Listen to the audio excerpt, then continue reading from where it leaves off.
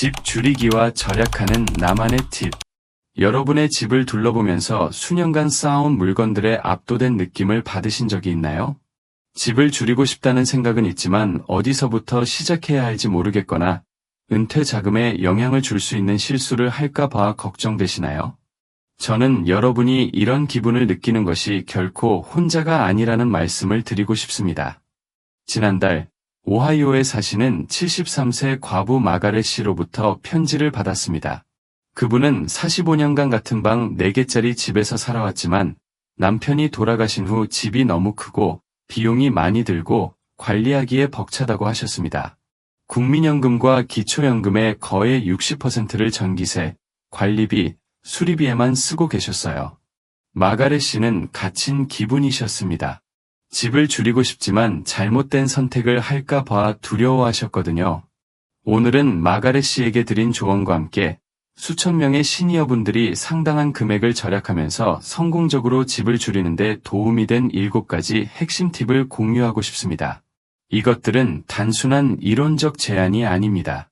실제 사람들이 자신의 삶과 가게를 변화시키기 위해 사용한 실용적이고 검증된 전략들입니다. 이 영상을 다 보시면 여러분의 노후 자금을 보호하면서 더 편안하고 관리하기 쉬운 생활 방식을 만들 수 있는 집 줄이기의 명확한 로드맵을 갖게 되실 겁니다. 그럼 함께 시작해 보겠습니다. 팁 1. 집을 보기 전에 먼저 꼭 필요한 것들 목록 만들기. 제가 시니어분들이 가장 흔히 하는 실수는 실제로 무엇이 필요한지 명확히 정의하기 전에 부동산의 마음을 빼앗기는 것입니다. 이는 장기적으로 수백만 원의 손실을 가져올 수 있는 감정적 결정으로 이어집니다. 콜로라도에 사시는 68세 은퇴 교사 로버트 씨의 이야기를 들려드리겠습니다. 로버트 씨는 명확한 계획 없이 아파트를 보기 시작했고 산이 보이는 아름다운 방 2개짜리 아파트에 반했습니다. 정말 아름다웠지만 예산보다 매월 30만 원이 더 비쌌고 그분의 거동 문제를 위해 실제로 필요했던 평면형 구조가 아니었습니다. 그래도 구입하셨지만 6개월 만에 비싼 실수였다는 것을 깨달으셨죠. 대신 제가 추천하는 방법은 이렇습니다. 부동산을 한 곳도 보기 전에 차 한 잔과 함께 앉아서 꼭 필요한 것들 목록을 작성하세요. 실용적인 것들을 포함하세요. 방이 몇 개나 진짜 필요한가요? 평면형 생활이 필요한가요? 병원, 마트, 가족과의 거리는 어떤가요? 관리비, 전기세, 세금을 포함한 주거비의 절대 최대 예산은 얼마인가요? 현재와 앞으로 몇 년간의 신체적 필요에 대해 솔직해지세요. 계단이 이미 힘들다면 새 곳에서는 더 잘 관리할 수 있을 거라고 자신을 속이지 마세요. 미래의 자신이 이런 솔직함에 감사할 것입니다. 이 목록을 만든 후에는 이를 나침반처럼 여기세요. 비싼 감정적 결정으로부터 여러분을 구해주고 진정으로 여러분의 필요와 예산에 맞는 집을 찾는 데 도움이 될 것입니다. 팁 2. 소지품의 1년 규칙 적용하기. 집 줄이기에서 가장 감정적으로 어려운 부분 중 하나는 무엇을 가져갈지, 무엇을 버릴지 결정하는 것입니다. 너무 많은 시니어분들이 실제로는 전혀 사용하지 않는 물건들을 보관하기 위해 더 큰 창고비를 내거나 더 큰 집값을 지불하는 것을 봤습니다. 플로리다에 사시는 71세 사라 씨의 이야기를 공유하겠습니다. 사라 씨는 방 3개짜리 집에서 방 2개짜리 아파트로 이사하면서 5년간 열어보지도 않은 명절 장식품 상자들, 부엌에서 식사하는 것을 선호해서 전혀 사용하지 않는 식탁 세트, 그리고 특별한 날을 위한 그릇들로 가득한 찬장을 가지고 있었는데 그 특별한 날은 결코 오지 않는 것 같았습니다. 1년 규칙이 사라 씨의 모든 것을 바꿔놓았습니다. 작동 방식은 이렇습니다. 각 방을 돌아다니며 솔직하게 자신에게 물어보세요. 지난 1년간 이 물건을 사용했는가? 답이 아니오라면 기부할 것들 더미에 넣으세요. 가구, 주방용품, 책, 옷에 대해 특히 솔직해지세요. 하지만 언젠가 필요할지도 모르는데 라고 생각하실 텐데요. 현실적으로 말씀드리면 1년 내내 필요하지 않았던 것이라면 미래에 필요할 가능성은 매우 작습니다. 그리고 언젠가 정말 필요하다면 다시 사는 비용이 보관하거나 추가 공간을 위해 지불하는 비용보다 적을 가능성이 높습니다. 사라 씨는 이 규칙을 적용하고 실제 손실감 없이 얼마나 많은 것을 놓아줄 수 있는지 놀랐습니다. 지역 자선단체에 차 3대 분량의 물건을 기부하고 가구 몇 점을 팔았으며 600평방피트나 작은 공간에서도 편안히 살 수 있다는 것을 발견했습니다. 그 결과 매월 주거비를 80만 원 이상 절약했습니다. 기억하세요. 여러분은 단순히 정리정돈을 하는 것이 아닙니다. 여러분의 재정적 미래와 마음의 평화에 투자하고 있는 것입니다. 팁 3. 새로운 지역의 실제 비용 조사하기. 많은 시니어분들이 새 집의 구입 가격이나 월세에만 집중하지만 지역에 따라 예상하지 못한 방식으로 전체 생활비가 크게 달라질 수 있습니다. 일리노이에서 노스캐롤라이나에 더 저렴하다고 생각한 지역으로 이사한 70대 부부 프랭크와 도로시 씨를 생각해 보세요.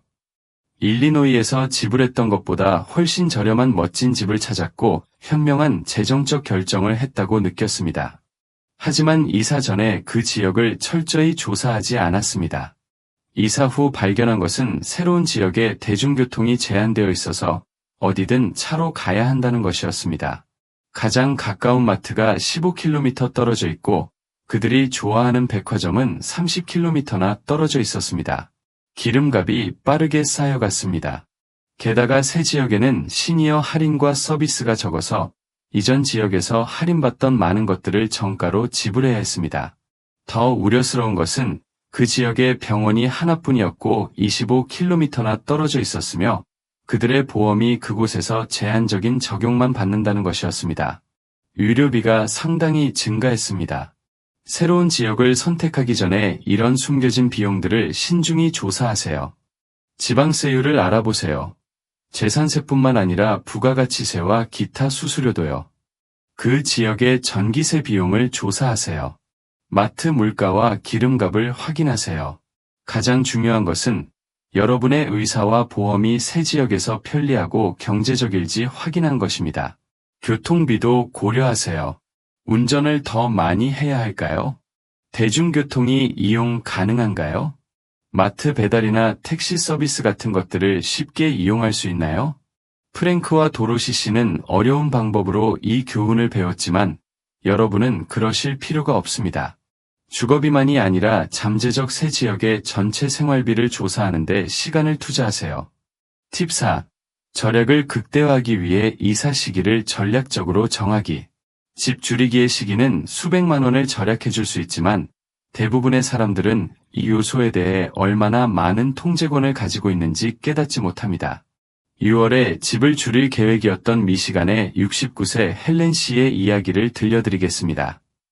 그녀는 시기의 융통성이 있어서 현재 집을 팔고 새 집을 사기에 가장 좋은 시기를 조사하기로 했습니다. 그녀가 발견한 것은 놀라웠습니다. 헬렌 씨는 자신의 지역에서 집이 늦봄과 초여름의 가을과 겨울에 비해 평균 8% 높은 가격에 팔린다는 것을 알았습니다. 하지만 또한 겨울의 비수기에 새 집을 사면 더 좋은 가격으로 협상할 수 있다는 것도 발견했습니다. 전략적으로 이사 시기를 조정함으로써 헬렌 씨는 5월에 현재 집을 예상보다 1200만 원 높게 팔았고 2월에 새 아파트를 여름 호가보다 800만 원 낮게 샀습니다. 하지만 시기는 계절만의 문제가 아닙니다. 개인적인 세금 상황도 고려하세요. 집 매매에서 상당한 이익을 볼 예정이라면 세금 영향을 최소화하기 위해 시기를 조정하고 싶을 수도 있습니다. 여러분의 특정 상황에 대한 최적의 시기에 대해 세무 전문가와 상담하세요. 집 간의 임시 거주를 위한 임대 상황도 생각해 보세요. 월 단위 임대는 편리하지만 종종 장기 임대보다 비쌉니다. 시기를 잘 계획할 수 있다면 임시 주거비도 절약할 수 있을 것입니다. 헬렌 씨의 전략적 시기 조정은 총 1,500만 원 이상을 절약해 주었습니다. 이 돈은 그녀의 노후 자금을 상당히 늘려주고 새로운 생활 방식에서 더 많은 유연성을 제공했습니다. 팁 5. 결정하기 전에 모든 주거 옵션 탐색하기. 많은 시니어분들이 집을 줄일 때 자동으로 다른 집을 사야 한다고 가정하지만 여러분의 상황에 더 적합하고 경제적일 수 있는 여러 주거 옵션들이 있습니다. 텍사스의 74세 호라비 윌리엄 씨의 이야기를 공유하겠습니다. 윌리엄 씨는 집을 줄일 때 더 작은 집을 사야 한다고 가정했습니다. 아파트와 작은 집들을 보고 있었지만 모든 것이 너무 비싸거나 그의 필요에 딱 맞지 않는 것 같았습니다. 그때 윌리엄 씨의 딸이 몇 가지 대안을 탐색해보라고 제안했습니다. 그는 요양원이 아니라 활동적인 시니어를 위해 특별히 설계된 독립생활 아파트인 시니어 생활 커뮤니티를 발견했습니다. 월 비용은 관리비, 전기세, 재산세, 수리비를 고려했을 때 그가 집에서 쓰던 것보다 적었습니다. 더 좋은 것은 그 커뮤니티에 피트니스 센터, 사회활동, 교통서비스 같은 편의시설이 포함되어 있다는 것이었습니다. 윌리엄 씨는 집을 팔고 이 커뮤니티로 이사가서 실제로 삶의 질을 향상시키면서 동시에 월 지출을 40만 원 이상 줄일 수 있다는 것을 깨달았습니다. 하지만 그것만이 유일한 옵션은 아닙니다. 일부 시니어들은 아파트나 오피스텔을 임대하는 것이 구입하는 것보다 경제적이라는 것을 발견합니다. 특히 그 지역에 장기간 머물 계획이 없다면 말이죠. 다른 분들은 가족과 함께 사는 것, 가족과 함께 살거나 가족이 함께 오는 것, 이 상호 유익한 재정적 합의를 만든다는 것을 발견합니다. 시니어들이 집을 공유하면서 비용을 나누고 교제를 제공하는 홈쉐어링 프로그램 같은 혁신적인 옵션들도 있습니다. 독립성을 유지하면서 일부 자원과 사회적 연결을 공유하고 싶어하는 시니어를 위해 특별히 설계된 코하우징 커뮤니티가 있는 지역도 있습니다. 핵심은 열린 마음으로 모든 옵션을 탐색하는 것입니다. 집 줄이기가 어떤 모습이어야 한다는 전통적인 가정에 자신을 제한하지 마세요. 여러분에게 맞는 선택은 아직 고려해보지 않은 것일 수도 있습니다. 팁 6. 이사에 숨겨진 비용 계획하기. 아무리 잘 계획된 집 줄이기라도 예상치 못한 지출이 있어서 당황할 수 있습니다. 이런 비용들을 준비하면 정확하게 예산을 짜고 이미 어려운 시기에 재정적 스트레스를 피하는 데 도움이 됩니다. 집 줄이기 예산을 완벽하게 계산했다고 생각했던 오레곤의 72세 패트리샤 씨의 이야기를 들려드리겠습니다. 그녀는 이사 트럭 대여비, 포장용품, 전기 이전 비용을 고려했습니다. 예상하지 못한 것은 빠르게 쌓인 수십 가지 작은 비용들이었습니다. 패트리샤 씨는 여러 기관의 주소 변경 수수료, 새 통장과 주소 라벨, 새 곳의 전기 보증금, 각종 서비스 이전 수수료를 지불해야 한다는 것을 발견했습니다. 기존 가구가 새 공간에 맞지 않아서 새 가구를 사야 했습니다. 다른 창문 용품이 필요했고 기존 집과 새 집 모두 전문 청소비를 지불해야 했습니다. 이런 비용들이 150만 원 이상 쌓였습니다. 예산에 없었던 돈이어서이사 예산에 부담을 주었습니다. 패트리샤 씨의 상황을 피하는 방법은 이렇습니다. 명백한 비용뿐만 아니라 자주 간과되는 이런 지출들도 포함하는 종합적인 이사 예산을 만드세요. 전기 보증금과 연결 수수료, 주소 변경 수수료, 새 통장과 라벨, 잠재적 가구 구입, 창문 용품, 전문 청소, 그리고 예상치 못한 비용을 위한 비상 자금을 예산에 포함하세요. 또한 여러분의 시간과 에너지 비용도 고려하세요. 포장과 이사가 신체적으로 어렵다면 모든 것을 스스로 하려고 하기보다는 전문 포장업체나 이사업체를 고용하는 것이 가치가 있을 수 있습니다. 전문적인 도움의 비용이 잠재적 부상이나 극도의 피로 비용보다 적을 수 있습니다. 기억하세요. 이사는 어떤 나이에든 스트레스가 많지만 시니어에게는 특히 어려울 수 있습니다. 적절한 도움과 지원을 위한 예산을 짜는 것은 사치가 아닙니다. 여러분의 건강과 웰빙을 위한 현명한 투자입니다. 팁 7. 새로운 생활 방식을 위한 재정적 안전망 만들기. 성공적으로 집을 줄인 후에는 새로운 생활 방식을 지원하고 미래의 재정적 스트레스로부터 보호하는 방식으로 재정을 설정하는 것이 중요합니다. 주거비에서 매월 100만 원 이상을 절약하며 성공적으로 집을 줄인 70대 후반 부부 조지와 마리 씨의 이야기를 공유하겠습니다. 그들은 성공에 기뻐했지만 중요한 실수를 했습니다. 그 여분의 돈을 외식, 여행, 손자들을 위한 선물에 즉시 쓰기 시작한 것입니다. 인생을 즐기는 것은 중요하지만 조지와 마리 씨는 새로운 생활 방식이 다른 재정적 필요를 가질 수 있다는 것을 고려하지 않았습니다. 이사 6개월 후 마리 씨가 예상치 못한 의료 치료가 필요했고 그들은 새로운 상황에 적합한 새로운 비상 자금을 만들기보다는 여분의 저축을 써버렸다는 것을 깨달았습니다. 제가 추천하는 것은 이렇습니다. 성공적으로 집을 줄이고 월 지출을 줄였을 때 그 여분의 돈을 즉시 쓰고 싶은 충동을 참으세요. 대신 처음 6개월을 사용하여 새로운 생활비를 이해하고 새로운 생활 방식에 맞는 재정적 안전망을 만드세요. 임대를 하더라도 집 수리와 정비를 위한 돈을 따로 두세요. 변화하는 거동 능력을 위해 새 공간을 개조해야 할 수도 있습니다. 새로운 생활비에 최소 6개월치를 커버하는 비상 자금을 만드세요. 보험으로 커버되지 않을 수 있는 의료비를 위한 돈을 따로 두는 것을 고려하세요. 수십 년 만에 처음으로 임대를 한다면 이제 임대보험의 책임이 있고 미래의 임대료 인상에 직면할 수도 있다는 것을 기억하세요. 이런 가능성들을 위해 예산을 짜세요. 이 안전망을 구축하고 새로운 상황에서 최소 6개월을 살아본 후에 남은 여분의 돈을 어떻게 사용할지 고려할 수 있습니다. 즐기는 경험과 활동에 대한 지출을 늘리거나 장기 저축을 더욱 늘리기로 결정할 수도 있습니다. 핵심은 집 줄이기 성공이 단기적인 여분 용돈이 아니라 장기적인 재정 안정으로 이어지도록 하는 것입니다. 집 줄이기는 압도적이거나 재정적으로 위험할 필요가 없습니다. 이 7가지 전략, 명확한 필수 목록 만들기, 소지품의 1년 규칙 적용하기, 실제 지역 비용 조사하기, 전략적으로 이사 시기 정하기, 모든 주거 옵션 탐색하기, 숨겨진 비용 계획하기, 재정적 안전망 만들기로 여러분의 재정 상황을 보호하고 심지어 개선하면서 성공적으로 집을 줄일 수 있습니다. 처음에 언급했던 마가렛 씨를 기억하시나요?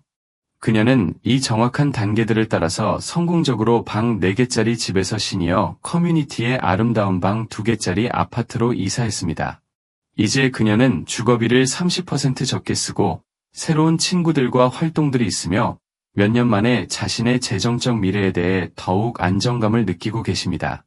여러분의 집 줄이기 여정이 지금은 벅차게 느껴질 수 있지만 수천 명의 시니어분들이 성공적으로 이 전환을 해내셨고 여러분도 할 수 있습니다. 한 번에 한 단계씩 자신에게 인내심을 갖고 이것이 진정으로 여러분의 필요와 가치관에 부합하는 생활 방식을 만들 기회라는 것을 기억하세요. 여러분의 집 줄이기 경험이나 질문에 대해 듣고 싶습니다. 이미 집을 줄이셨나요? 아니면 고려 중이신가요? 가장 큰 걱정이나 어려움은 무엇인가요? 아래 댓글에 여러분의 생각을 공유해 주세요. 여러분의 경험이 비슷한 결정에 직면한 다른 시청자들에게 도움이 될 수 있습니다. 이 영상이 도움이 되셨다면 좋아요를 눌러주시고 우리 세대를 위해 특별히 설계된 더 많은 실용적인 조언을 위해 채널 구독을 고려해주세요. 그리고 이런 팁들이 도움이 될 만한 분을 아신다면 이 영상을 공유해주세요. 함께 이런 중요한 인생의 전환을 서로 지원할 수 있습니다. 여러분의 다음 장이 가장 만족스러운 장이 될 수 있습니다. 그것을 여러분의 최고의 장으로 만들어 보세요.